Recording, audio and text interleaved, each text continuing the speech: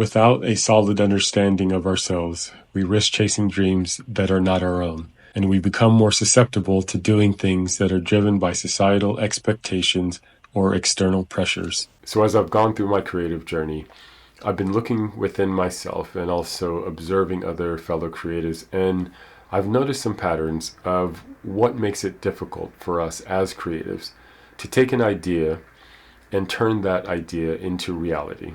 One of those challenges was highlighted by an influential thought leader in a tweet he posted recently. His post said, "The greatest skill one can develop is decreasing the time between idea and execution." After taking a little bit of time to reflect on what he had posted, I decided to respond. I left a comment that said, "Yes, developing the ability to decrease the time between idea and execution is indeed one of the greatest skills we can cultivate. Yet there is an underlying skill that must be developed alongside it. This skill involves identifying and integrating the mechanisms, beliefs, thoughts, stories, energy, within us that prevent the flow of good ideas and makes it difficult for us to act upon them." After posting my response, I thought about it for a bit, and I realized that, it's probably a good idea to add some details, because if I don't do that, then those who read this will not get the full benefit of what this knowledge has to offer. And it was this realization that inspired me to write this memo. Your happiness and fulfillment depends on how well you know yourself. Without having a solid understanding of ourselves, we risk doing things and pursuing other people's dreams and ideas that aren't ours, and we make ourselves really susceptible to the pressures of our peers, our society, our parents. And then when we do these things based on those pressures and those expectations from outside of us, then we ultimately lead lives that are unfulfilling and often very stressful. From my perspective, we are at epidemic levels when it comes to people who lack a deeper understanding of themselves. And this is what lays at the root of the stress and mental health crisis that we're experiencing all around the globe. But why, you may ask, are there so many people that lack a deeper understanding of themselves? One of the root causes is a fear of confronting one's own inadequacies, failures, and weaknesses, which is tied to a subconscious survival instinct. There's a fear of being seen as inadequate, weak, or incapable, which is driven by this belief that if we are perceived this way by the individuals or communities of people that we want to have support from, who we want to feel safe and protected by, then we're going to be ostracized. We fear being ostracized or kicked out of these groups, or these individuals that we want the safety and protection from will turn away from us, which is a very valid fear to have, because it's important for us to have community in our lives to support us through our life journey. Another reason people lack a deep understanding of themselves is because it's a very painful process to go into the deep crevices of our consciousness and acknowledge the ways in which we lie, cheat, aggress, betray, and manipulate ourselves and other people. It's not an easy thing to do, and it's very, very uncomfortable, very painful to do, and most people aren't equipped to go on such a journey. The most terrifying thing is to accept yourself fully. Carl Jung. People also don't know themselves because they're too attached to who they think they are.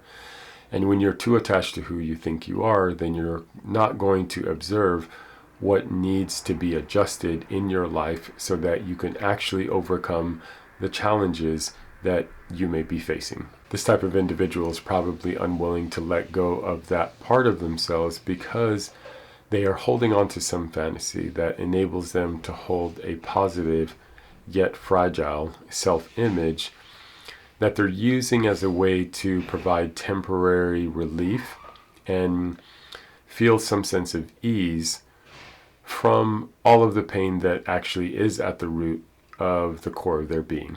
Instead of facing what they need to face, most people prefer a lighter and easier solution. They would rather just do yoga, meditate, work out, go on long walks, read self-help books, watch YouTube videos, and go on retreats in Bali and other beautiful places.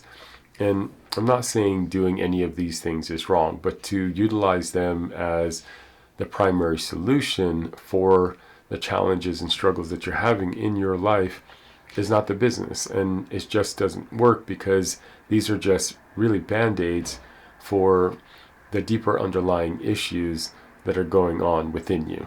So if you're really done with being dissatisfied with your life, and you realize that at the core of your being, you actually don't feel that good, and you're motivated to realize the potential of who you are, then you got to be willing to develop the capacity within you to be self-aware, and you got to be willing to get really uncomfortable.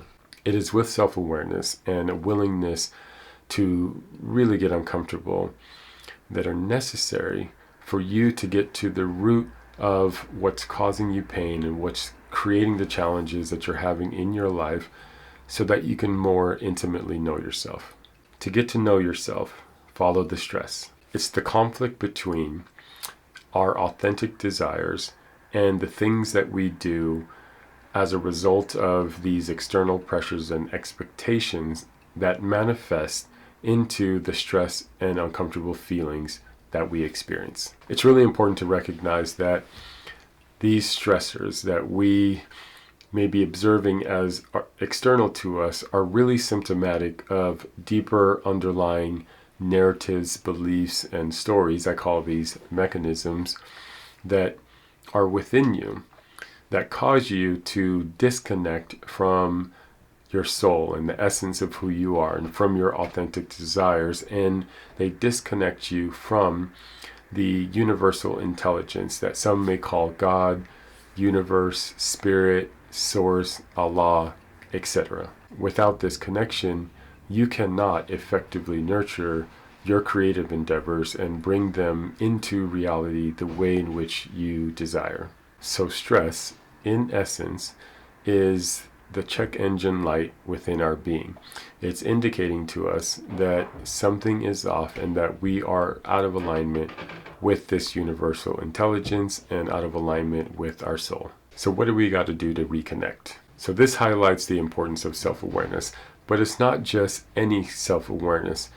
It's an awareness towards the mechanisms. These are the narratives. These are the stories and the beliefs that you are holding that keep you from actually being able to be in connection with your soul and with this universal intelligence. This specific awareness must be cultivated so you can actually identify what those mechanisms are and integrate them, to understand them, and then not be influenced by them to the degree that causes the stress, the challenges, and the struggles that you're having in your life. Without this skill, without this specific self-awareness, then again, you are more susceptible to following and pursuing someone else's dreams and wasting a lot of precious life force energy and time. You also risk never understanding what truly makes you happy and what brings you pleasure. I want you to consider a few scenarios that many of us have encountered. For those of you who were fortunate to attend school, did you go because you truly wanted to, or was it because you felt pressured by your parents, caretakers, or society to pursue it as a path because you were told this is how you become successful? Often this path leads many into a lot of debt and dissatisfaction with unfulfilling jobs. Or maybe you subscribe to the idea that financial freedom equates to happiness. Pursuing this belief may have driven you to work tirelessly toward a specific financial goal, only to find yourself constantly feeling exhausted and lacking in meaningful relationships, which results in often feeling a sense of loneliness. If you found yourself on either of these paths, have you ever actually considered what influenced you to go on these paths? Because if you haven't, then you're likely going to have to re-experience similar scenarios and circumstances until you've learned the lesson. On the flip side, those who cultivate this specific self-awareness are more likely to be in alignment with their authentic desire which is exactly what is required for you to be able to bring forth your creative endeavors in the most effective and efficient way. And best of all, this is what actually leads to a more satisfying and fulfilling life experience. In part 2 of this demo, I'm going to break down what it takes to actually cultivate this specific self-awareness, and I'm also going to talk about the way in which you might be perceiving stress that could make it difficult for you to pursue your creative endeavors. I'll catch you guys on the next one. Peace.